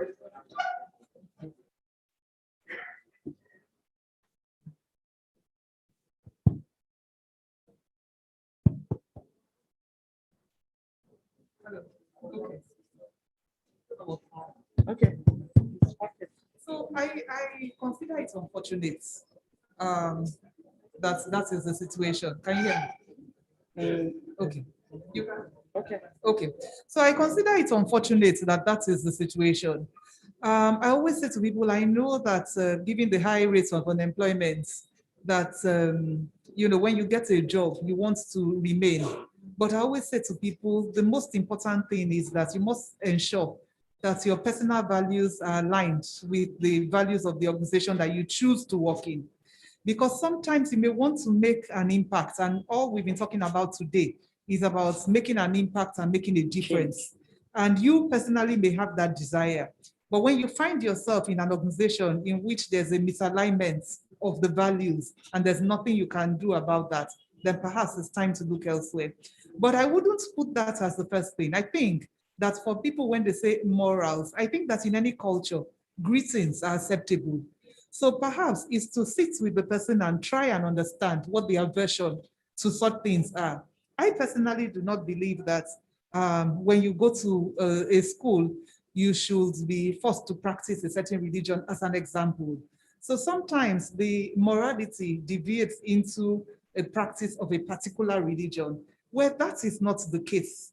I think that one has to see with the person what the objectives are and what the aversion could be. At the Pan-Atlantic University, sorry to give that personal example, what we say is that we educate in freedom and with freedom. But educating in freedom does not mean that we don't teach people what the rules of interaction, of living and decorum are. It just means that you are not compelled to practice or follow a particular religion, and you have the freedom to choose which is why we have a Catholic leaning, but we don't say everybody must come to chapel or they must not eat fish on Friday, or all those other things there. However, what is right, the principles of living and interacting with people must be upheld. So I guess that those are the things that I would say to that individual. Thank you. I think I would like to add a few more thoughts to what the guest lecturer has said. And that is in line with what is the definition or meaning of education in the first place? Maybe we need to clarify what we mean by education, because it involves the knowledge, the skills, and the attitudes. It's not just targeting the development of knowledge. It's also the development of skills in the individual, as well as the inculcating of attitudes, correct attitudes. So if we have left the attitudinal aspect of education behind, and we think we need to just teach 1 + 1 = 2, then we are not developing the total man. And the second thought I wish to share is that every society is built on norms and values. Norms and values. Maybe the delicate balance between values and religion might be what some proprietors might, not be able to differentiate, and they will say, okay, we don't want to bring in religion here. Fine. But every society stands on the tripod of norms, values, and the things we pass down from one generation to another. For me personally, I think where the rain started beating us as a society is where we abandoned the values, which were part of traditional education in those days. But we have abandoned the values, thinking, okay, you're just here to learn mathematics or English or whatever, and then they can train you at home. Home and school must also synergize. Norms are continuous, not just at the home. We don't leave them behind when we're at home. We take them wherever we go. So these are all the things that are embedded in education. And I think for such a person who finds himself as a teacher in that environment, if he cannot influence the change, then just like you suggested, madam, it might be time to leave for other pastures. Thank you. Thank you very much, Ma. And he has replied. I think he's comfortable with the answers. We also have another question from Mr. Olani Yusuf. Collaboration between town and gown is required for synergy, like Prof said. Yet, an attempt to get alumni/private sector to be part of the management body for our Unity schools failed. As government suspended the scheme, how can we get our policymakers to be comfortable with private sector inclusion in the management and supervision of our public schools? I think it's by continuous engagement. Sometimes, for any number of reasons, people may feel sometimes threatened. Sometimes they feel that we know it. Other times, for any reason, they just think we are in this business, so go and manage your business, because they still feel that there is a dichotomy. I think that the ways to address this is to continue to engage. with them and make them see. And in times past, we do have a history of government working together with private institutions and corporations. When the national policy of education was being put together many years ago, I believe that it was Obi Ezekwesili that was in charge at that time. The people who were part of doing that, a large number of them were drawn for industry. And indeed, it continued even up until a few years ago where they had reached out. So I think that we cannot be aloof, we cannot be indifferent when they fail to want to get engaged with us. If they fail to get engaged with us, we should still continue making overtures and to persuade that working together, as we have just been talking about the whole morning, we can do so much more. And many governments cannot do it alone. If we look at the spend towards, they need private sector partners. If we look at the spend towards education, the proportion of the budget that is allocated to education, it is far below the United Nations standards. We do have some states in Nigeria in which it is higher, close to 22%, but none is reaching 25, 26%. But overall, we still find ourselves in the region of less than 6% of the budget that is allocated to education. With such, the outcomes are likely to be there. And therefore, public sector has to realize that it's only by private sector. And many years ago, we've seen that happen in states when, and I'm not making a case for one governor over the other, but in Anambra State a few years ago, the first thing he did was to acknowledge that, you know what, we can't do it to ourselves. Okay, come together, let's see how we can work together. So there has to be an acknowledgement of the need that working together, we can achieve so much more for the greater good of our nation than working alone. And the only way to do that is by constant engagements. Okay. Thank you very much, ma'am. We also have another question from Anthony Achi. Nigerian schools are not doing enough to transform the local communities where they are situated. I mean their host communities. How can this paradigm be changed? By forums such as this, in which we're talking about the importance and the need to do that. And I always say that if all of us think that something is a good idea, sometimes, one common thing, and I think that's, we're all, to generalize, maybe part of the problem, we sometimes sort of wait and expect that others will complain, but we wait for others to do things, and we think that there's only so much that we can do. I always say to people, let each individual begin to mirror the change that we see in society. Even if you are just one person that you think you are not doing much in society, as your school is located, if you are the one that starts something, whatever it is that can benefit the community, others may join. And it needn't take a lot of money. The people in the university who volunteer to teach students there, it doesn't require any money.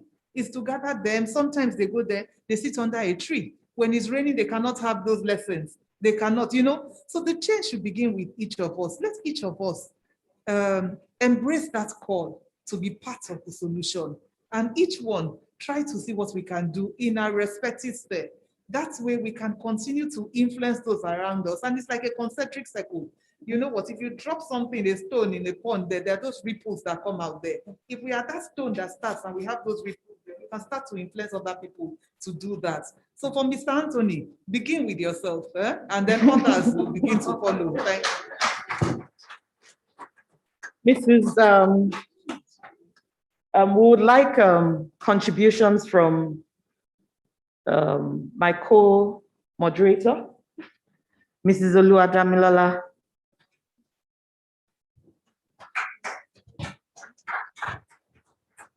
Thank you very much, Professor Konedo, for your very, very,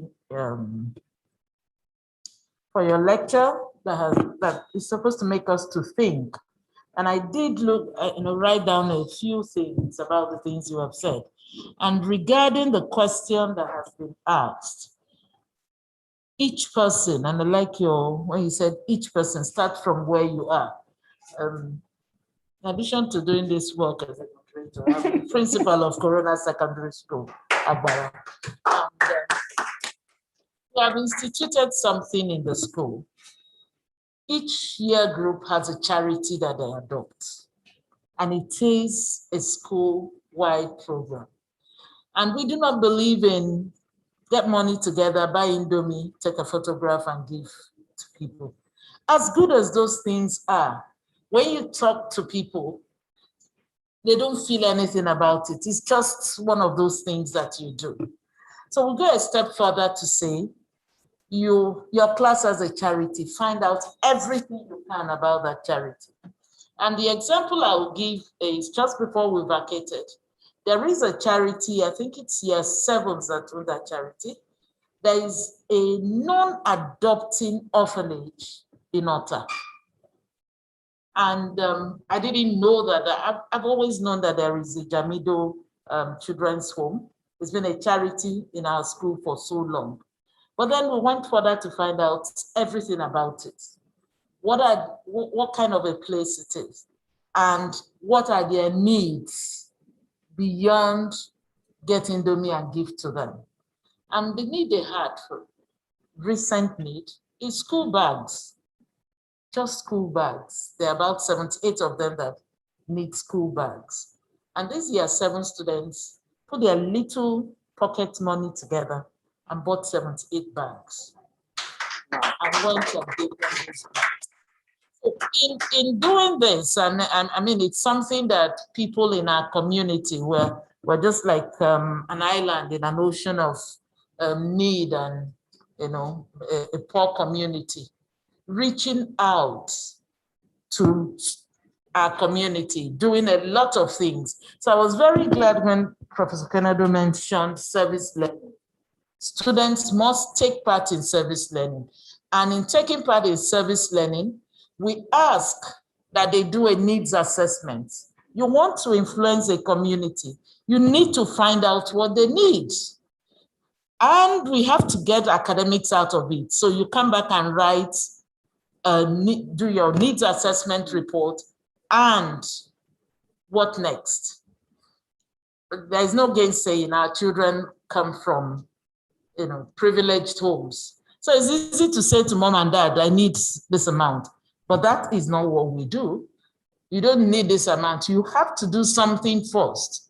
It has to cost you something. So sometimes some of them come up with, okay, we'll see a movie and we all have to pay for the movie.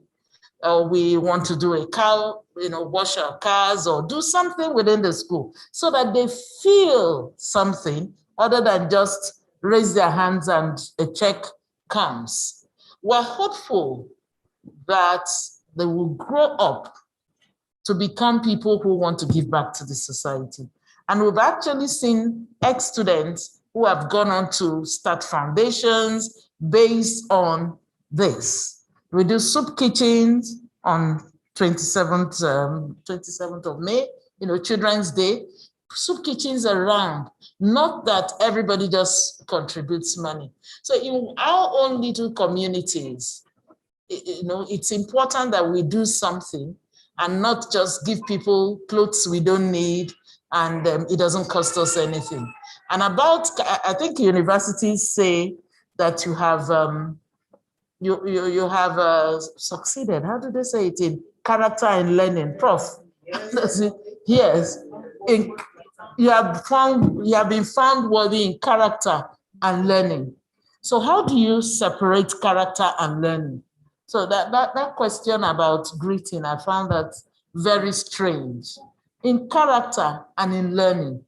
And that has to start with us, in character and in learning, in everything that we do. So I just think we should leave this place being determined to do something different in the positive way so that there is actual synergy, as the Prof has told us, where we're not only visible, but we're disseminating the knowledge that we have, you know, gained from being in school. Thank you. Thank you very much, Mrs. Chinedum Oluwadamilala. We would also like our Director of Education, Mrs. Emilia Dafeta, to contribute.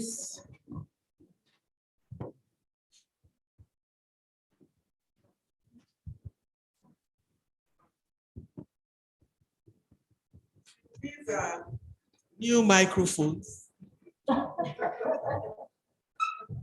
So we've got to adapt to what we are seeing now. Thank you very much, Prof. Inase, who has educated me here. I now know that her name can be Isoko and can be Bini. And I happen to be able to relate to the two tribes. But thank you very much for this insightful lecture. I just cast my mind back to when I was first a head of school, and I got a shocker of my life that some parents went to report me to members of management and say I was forcing the children to greet. I was forcing the children to behave in a particular way. And well, my bosses called me and I said, well, they said I could allow the teachers to do that, but I should remain in the background. And I said, how? It's not possible. I must lead by example. And so I want to do that, and I want everybody to follow, to look at what I'm doing. I want to be a role model. And so I continued. I didn't listen to anybody. And before you know it, I did it in a non-threatening way. And before you know it, everybody conformed. And so what you said with starting with yourself in your own small corner, let's start with ourselves. Value education is very important. An undisciplined child cannot learn. It's not possible. And I keep on telling the children, like in school, and even the adults, I say, yes, you will learn, you have the skills to get all the A's in this world.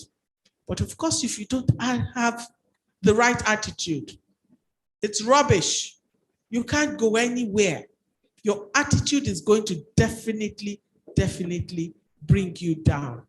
So value education is very important. And what do we have to contribute? It's our responsibility. I wrote it down here. I said, it's our responsibility to develop the future leaders of this country. We have the content. We're going to give them this content. But what kind of leaders are we putting out there? Who are the kinds of people that we're taking out there? I remember in those days when I go to visiting my children in school, I said, what is another thing that you're doing? Are you part of the choir? Are you a mass server? What are you doing? So there's this school where my daughter was in Loye. When I get to the school, instead of going to mass, I'll be looking for my daughter everywhere. What else are you doing? What are you contributing to this school? You see? And that way she came out and she's doing, like I was talking to the provost this morning. I don't know what job that girl is doing. She's doing so many things. She has the day job that gives her, you know, her salary every day. But she's doing so many things. Why? Because in the school she went to, they had to, what's that thing you called it? Self-learning. They needed to contribute to the immediate environment. And she's grown up with that. And so she's going to her work. She has an arrangement with her boss. She'll work XYZ number of days of the week, but on certain days, she has to go and do lesson in one place. She's using her own meager resources to do that. She's learned how to do this, and she's training young girls to do that. So what are we doing? What's our responsibility? And so if everybody comes together, we do our little bit in our little areas, I'm sure we'll be able to transform our society, and that should be our goal. We should not sit down and say, hey, this country now, wow. Now, if everybody goes away, what happens? Some people need to stay back to, it's a difficult task, but let's start somewhere. My other problem is, and I'm sure that's not, well, we'll just start that discussion now, is the great divide between the IG and the WAEC. They have to teach them differently. Meanwhile, knowledge, teaching, we are the ones just compartmentalizing all these things. They're the same, but how do you teach them? So you teach the child who is going to take WAEC to say, okay, this microphone is black and silver. Put it like this. You must not leave this place like this. Whereas in IG or any other British or American or whatever exam, they will, still describe this microphone in a different manner. I don't have to say exactly what Professor Okonaido has said, but he's saying the same thing. But in what our teachers require from our children is, this thing is black. You must put it this way. If it is in any other way, then it's not acceptable. So we need to, a great paradigm shift. And I'm sure that we would have a better society. Thank you very much. Thank you very much, Mrs. Emilia Jefeta. We would also like our Dean of School of Education, Mr. Augustine Mordi. Thank you very much, Professor, for this honorable topic you have really made us to have an insight in. Professor have done justice to this topic, and as teachers and people in the world of works, our students are talking to us. As part of my contribution, she had done much work on this by giving us the how, the what, and the who. I want to implore all the teachers here and those that are also going into the world of teaching to ensure we cultivate the habit of doing problem-solving teaching. If we do that, the society in which we exist today will be better than we are seeing it. I tell us teachers that if you are in a school and you feel that they have caucus and they are bad boys or good boys, take the courage of going to meet them. Do your corrections the way you can. Contribute, be part of them, and you will solve that problem. In 1997, between May 12th and July 31st, when I started my teaching career, I was in a boys' school, Iseluku, Pilgrim Baptist Grammar School to be precise, in Delta State. And all the students I was teaching, I was the only among us that went there that taught SS classes. Others were teaching junior classes. And these big boys, they are older than me, some 2 years, 3, 4 years. But to the glory of God, that courage, because I'm born by a military man, and I always stand every form.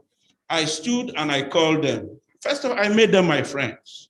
After making them my friends, we play balls together. Then after that, we moved to staff quarter. We learned till evening. Their parents come looking for them in my house, staff quarter. Before I left that school, they now were like asking for me to be retained because those boys changed from who they were to a better person. So as teachers, even for us to be able to say we are having a synergy between town and gown, we should do our best to teach these children problem solving. Not only solving it for them, let them find a way, like puzzles, so that they will be able to have a social responsibility in the society when time comes. Thank you very much.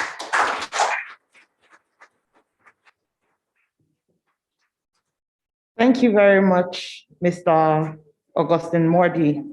Okay, I'll run through the remaining questions so we can round up. I'll start with Dr. Kuku.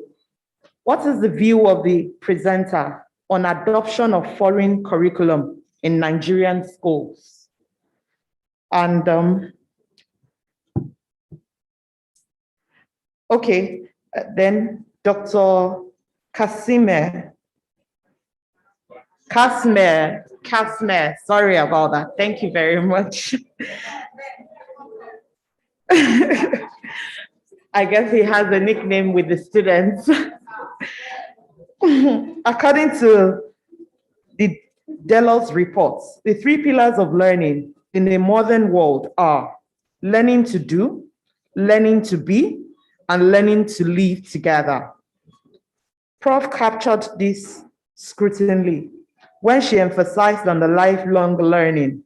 Which other basic skills do we think are the most essential for surviving in today's world?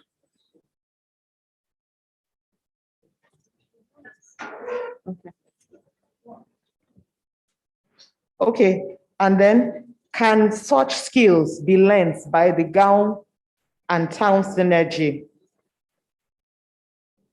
Okay, I think that's all. What's my view on the adoption of foreign curriculum?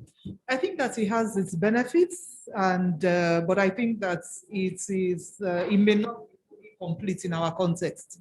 One of the things that we have to know, so for foreign curriculum, it has its benefits, as Mrs. Dafeta had just explained a few minutes ago, is that some way, the way it is couched, and this learning by rote that we adopt, that's prevalent, let me put it this way, is not unique to Nigeria. Indeed, for most Commonwealth countries, it is the learning which we adopted from our colonial masters and we continue learning. Whereas with the American style, it is more expansive.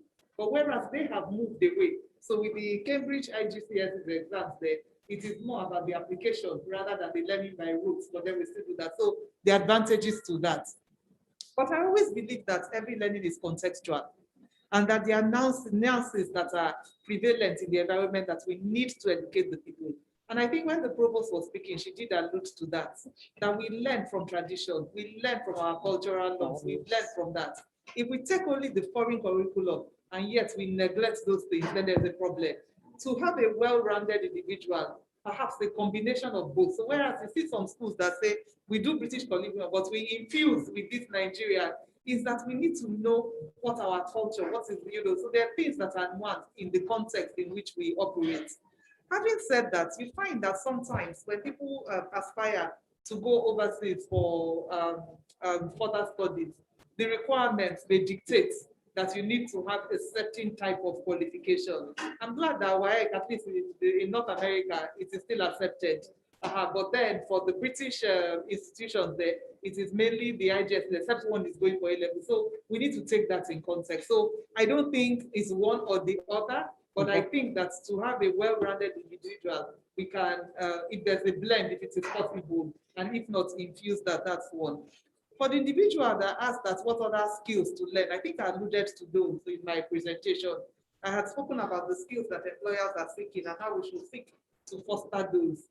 The open-mindedness, the communication skills, the problem solving, the creativity, and the adaptability. I think that these are skills that regardless are useful throughout one's life. And then most importantly is the openness to learning new things. So what we need to inculcate is the desire to learn, which is where the lifelong learning comes from. To say throughout one's life, from cradle to grave, we should still be open to learning because things are changing so fast. And if we don't instill that in the people that we're hoping to develop, then we have done a disservice to them because they will be shut out from the world of learning. You alluded to the world of work. Things change every day. So we need to be sure that all those are part of that. Thank you. Thank you very much, ma'am. Okay, from Mr. Jimo Olumide Yusuf, congratulations. It was indeed thought-provoking one. Well done, Professor. Congrats, Corona College of Education. Thank you very much, Mr. Yusuf. All right. So we don't take so much of your time. We're moving on to the closing remarks. Okay, sorry about that. We'll be moving on to the vote of thanks by a member of the LOC, in person of the Dean of, in person of the Training and Development Manager, Mrs. Jegede.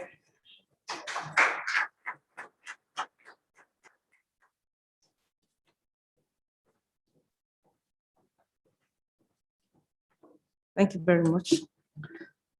Mr. Chairman, sir, distinguished ladies and gentlemen, we hope you all have had a very beautiful and exciting experience. It is a privilege to propose this vote of thanks. We are grateful to God for his countless blessings and for making today a magnificent one. On behalf of the Provost of the Corona College of Education, the local organizing committee of this event, and the audience, I would like to specially thank our highly esteemed guest lecturer, Professor Enase, apologist, Okonedo, the speaker of the day, for all the valuable information you shared with us. The audience may not know this, Professor, but we owe you a special vote of thanks for being here, because I happened to find out that you came all the way from Ibejuleki, close to Ekpe, to be present with us. We really appreciate that. Thank you very much, Professor. Today's lecture was a thought-provoking, interesting, and an eye-opener to some interesting facts, which will inform future decisions. Thank you, Professor. I'm particularly thrilled by the 4 skills that you mentioned, talking about what employers are looking for when they want to employ people. I wrote them down. I thought about the critical thinking. I thought about the critical thinking, creativity, adaptability, and communication being the first. Thank you very much, Professor. Okay, I'm sorry, I have all my script here. All right, thank you very much, Professor. As we wrap up this second public lecture, we would like to express a deep appreciation to the following eminent ladies and gentlemen.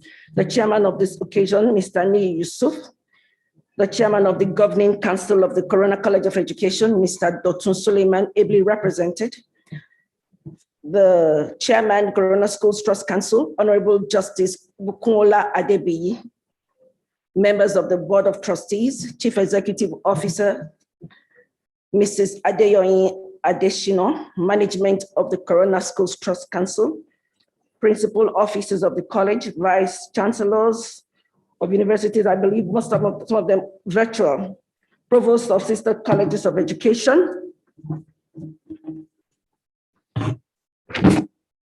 rectors of polytechnic, and our past provost, Dr. Martins Obinya, members of the college academic board, staff and students, invited guests, media men and women, honorable guests, distinguished ladies and gentlemen, especially our graduating students. My earthly vote of thanks to all for gracing today's lecture. We have been fortunate to have these caliber of person from industry, academic, and utility. Your contributions and presence have indeed been of great impact. Furthermore, we would like to say a big thank you to Masters of Ceremony, to the Master of the Ceremony, Mrs. Chinedu Oluwadamilola, who is the Deputy Provost of the college, and Mrs. Oluwatosin Akinleyin, for your efforts towards anchoring of today. And to all our students here and those streaming, thank you for paying attention. There was indeed so much to learn. Finally, I would like to say a big thank you to the chairman, local organizing committee, and every member of this team. Our chairman, Mr. Okpeolu Tella, Mr. Augustine Modi. I'm also a member of the committee, Mrs. Nara Jegede, Mrs. Chisometu, Mrs. Tosin Akinleyin, Mr. Oluwatobi Wahid, Mr. Madu, Mr. Tayo. I hope I've mentioned everybody. Thank you very much. An event of this dimension can't happen overnight and needs meticulous planning and execution and an eye for detail. I cannot thank every member of staff enough for the involvement they have shown and willingness they have expressed to take on the completion of the work and beyond their comfort zone. I especially would like to appreciate the provost who ensured that every detail, she ensured that we did all that we should do. Thank you, Provost Ma'am. Thank you everyone for being with us on site and virtual. It's an honor for us that you thought to be here and be part of this history-making event instead of keeping other appointments. It's been a successful outing. You'll agree with me, right? And we give another round of applause. And it can only be from one level of glory to another. Distinguished ladies and gentlemen, keep your fingers crossed for the third public lecture. We announce the date later. We wish everyone a safe journey back to their respective destination. Thank you.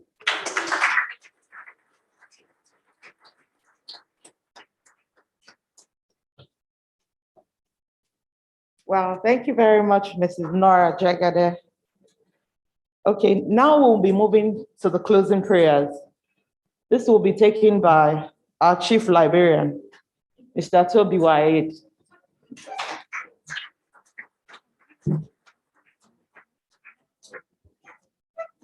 Okay, quick announcement. Please, all students, graduating students, are required to remain seated as soon as the program ends. Thank you very much.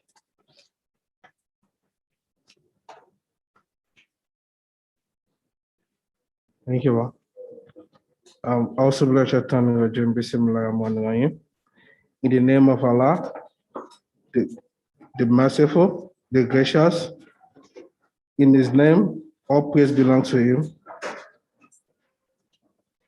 We thank Almighty Allah for this wonderful success of this our convocation lecture. We pray for our guest speaker. May Almighty Allah bless her and enrich her. We pray for our guardians for today. May Almighty Allah make them a good ambassador of this college, also a good ambassador of our country in Nigeria. We pray for all Corona schools. May Almighty Allah bless Corona schools. May Almighty Allah bless Corona College of Education. May Almighty Allah bless our country in Nigeria, Almighty Allah. May Almighty Allah bless every one of us. May Almighty Allah, as we are going to our various destination, we pray, may Almighty Allah guide us and protect us all. Al-Fatiha. Bismillahirrahmanirrahim. Alhamdulillah Rabbil Alamin. Ar-Rahmanir-Rahim. Maliki Yawmiddin. Iyyaka na'budu wa iyyaka nasta'in. Ihdina as-siratal mustaqim. Siratal ladzina an'amta alaihim ghayril maghdubi alaihim. Amen.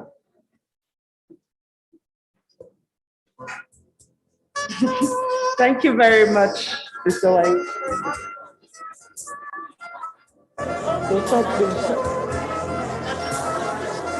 They asked and they said no national anthem. And they should just play music afterwards.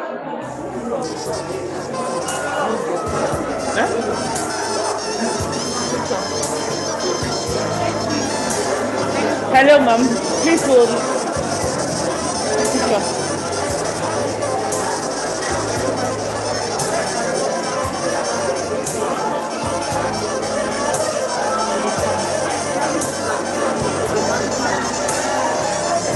They actually